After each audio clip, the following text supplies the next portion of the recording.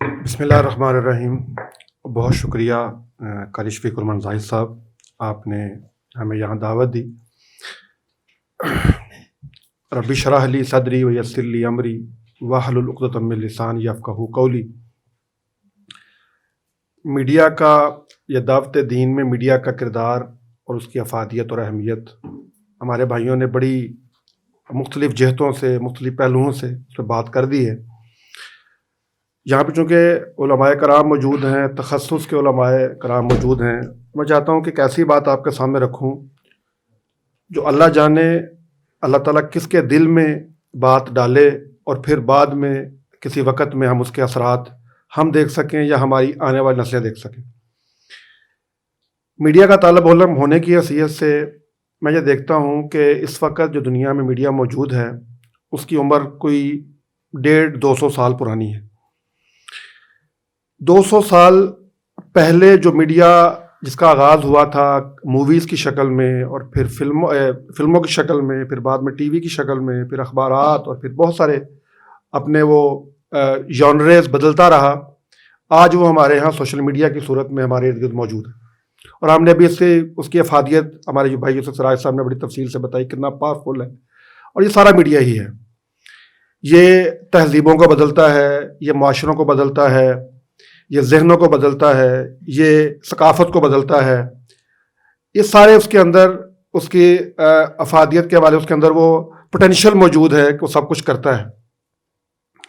جو بات میں آپ کے سامنے رکھنا چاہ رہا ہوں وہ یہ ہے کہ میڈیا کو استعمال کرنے کے 2 طریقے ہوتے ہیں، 2 اپروچز ہوتی ہیں میڈیا یوز کی، میڈیا کے استعمال کی. ایک ہوتی ہے ری ایکٹیو اپروچ.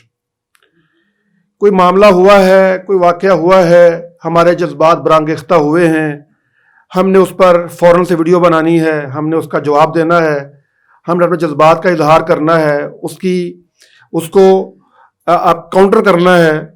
اور پھر کچھ دیر کے بعد ایک نیا موضوع ہوتا ہے، ایک نیا واقعہ ہوتا ہے، اور پھر ایک نئی جنگ ہوتی ہے اور ایک نئے حالات ہوتے ہیں اور پھر نئی بات کرتے ہیں.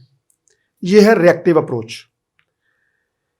اب اس میں اگر تو ہم کہیں کہ کوئی سازش نہیں ہو رہی ہے ہمارے خلاف، جو لوگ اسلام دشمن قوتیں ہیں وہ کوئی پلاننگ کر کے یہ واقعات نہیں کرتی، تو پھر بھی یہ واقعات روز ہو رہے ہوتے ہیں. جیسے کل اچھرے کا واقعہ ہوا ہے، اس میں میرا خیال سب کا اتفاق ہے کہ یہ ایک اتفاقی واقعہ تھا. کوئی ایسا نہیں تھا کوئی کسی نے پلان کر کے ایسا کیا تھا، وہ ایک اتفاقیہ ایک واقعہ ہوا. اور اس کے بعد پھر ہمارا ریاکشن اور پھر علماء کرام کا موقف اور سارا کچھ جو ہوا ہے. کچھ واقعات ہو سکتا ہے کہ پلانڈ بھی ہوں، وہ باقاعدہ کیے جاتے ہوں اسلام کو بدنام کرنے کے لیے، اور پھر ہم اس کا جواب بھی دیتے ہوں، اور پھر ہمارے یہاں کچھ لوگ اٹھ کھڑے ہوتے ہوں اور اس کا جواب دیتے ہوں. یہ بھی ہے، یہ بھی ہوتا ہے اور ہو بھی سکتا ہے. تو ایک اپروچ ہے ری ایکٹیو اپروچ. اور ہمارا دینی طبقہ جو دین کا درد رکھتا ہے، جو کڑن رکھتا ہے، جو ہے یہ اس بات کا احساس کرتا ہے کہ یہ نہیں ہونا چاہیے تھا، ہم اس کا جواب دیں گے، وہ جواب بھی دیتا ہے، اور یہ سلسلہ چلتا رہتا ہے. اس میں فیصلہ وہ کرتے ہیں، واقعہ وہ پیدا کرتے ہیں، ہم صرف اس کا ریکٹ کرتے ہیں، اس کا جواب دیتے ہیں. ہماری کوئی اسٹریٹجی، ہماری کوئی پلاننگ، ہماری کوئی اپروچ نہیں ہوتی. اسے ہم کہتے ہیں ری ایکٹیو اپروچ. ایک ہوتی ہے پرو ایکٹیو اپروچ، کہ آپ ڈیسائیڈ کرتے ہیں کہ ہمیں کیا کرنا ہے اور کیا نہیں کرنا ہے. مجھے لگتا ہے کہ شاید بہت عرصے سے ہم اس بارے میں، ہمارے جو دماغ ہیں، ہمارے جو لوگ ہیں، جو دعوت دین سے متعلقہ لوگ ہیں، وہ کبھی اس پہ نہیں بیٹھ پائے کہ ہمیں پرو ایکٹیو اپروچ کے ساتھ کس طرح کام کرنا. وہ میں آپ سے ابھی چونکہ مختصر وقت ہے، چند منٹوں کے اندر میں کچھ اس کی چیزیں چیزیں شیئر کر دیتا ہوں 10 منٹ کے اندر انشاءاللہ تعالی.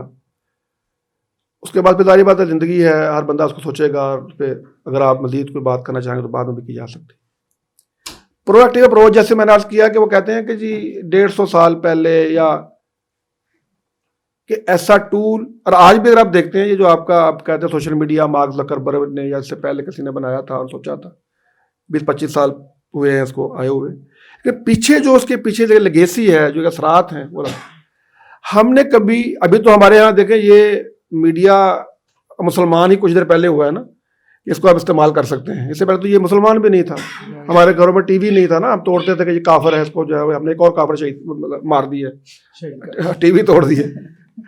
اچھا، تو یعنی پرو ایکٹیو اپروچ کے ساتھ اگر آپ نے کام نہیں کیا، اور مجھے لگتا ہے کہ اس میں زندگیاں لگانی پڑیں گی.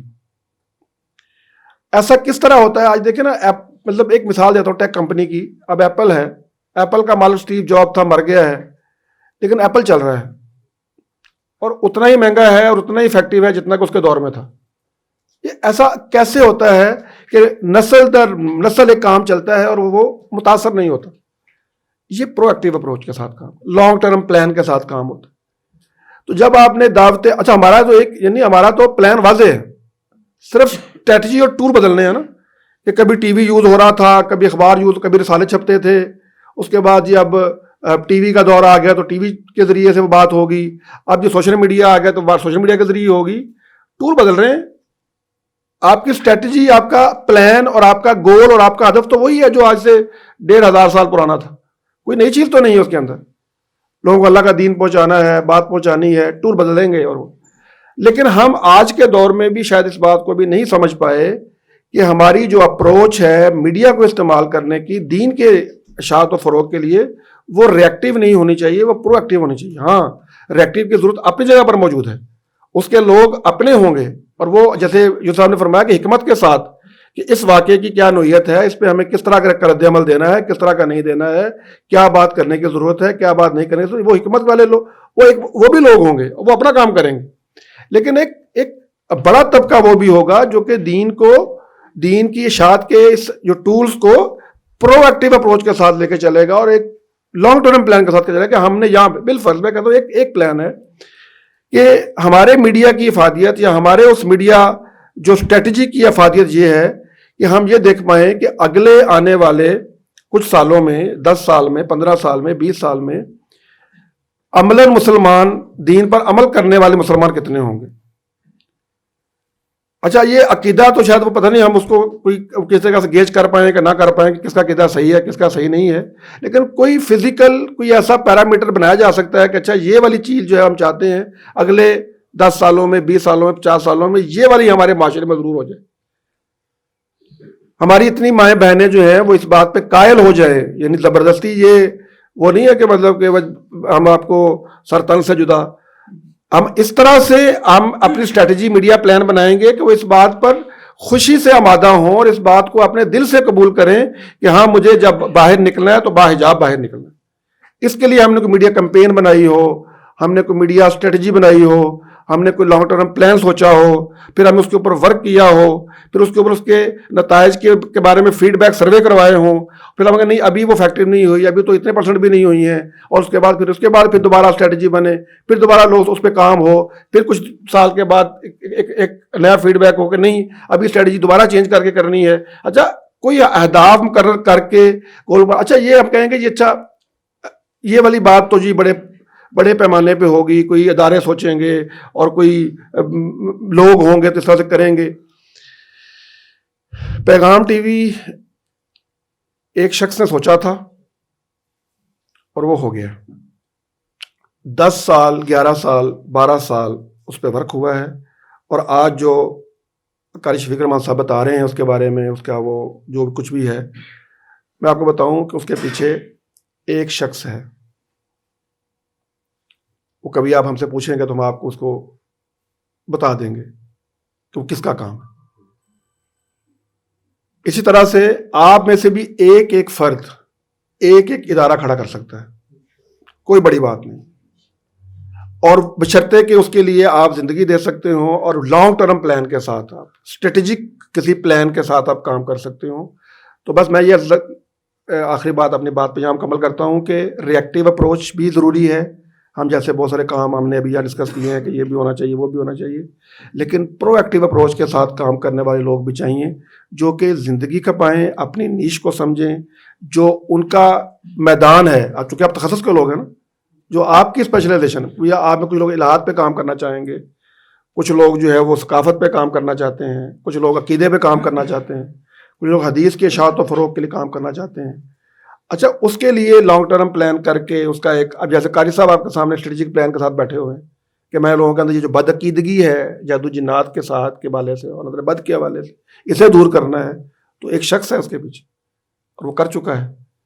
اس لیے میری گزارش یہ ہے کہ آپ اس میڈیا کے استعمال کو، باقی یہ ٹول وغیرہ یہ چونکہ یہ اس طرح کی مجلس نہیں ہے کہ ہم وہاں پہ کوئی آپ کے ساتھ وہ چیزیں شیئر کریں، تو میں تو صرف ایک فوڈ فار تھاٹ آپ کے ساتھ شیئر کرنا چاہ رہا ہوں.